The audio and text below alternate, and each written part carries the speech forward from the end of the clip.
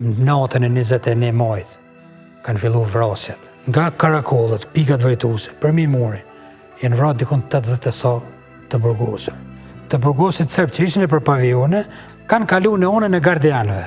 Tashmë nuk ishin ata të burgosur. Po uniforma, po armatase. U këshin hoti me datën 16 maj, s'ka qenë më në burg.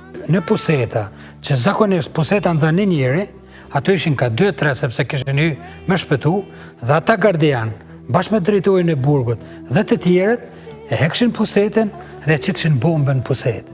Unë kam pa dorë, qatje, të këpot, unë jam fshe mas njeri dekon.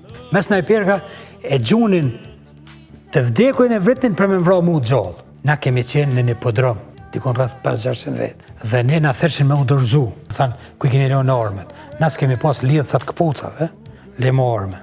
E rrëthun objektin, edhe gjunin për drejtarët vogla bomba. Serbia u dashtë veç për masakrën e burgut të Dobrovës të dënohet për gjenocid si shtet.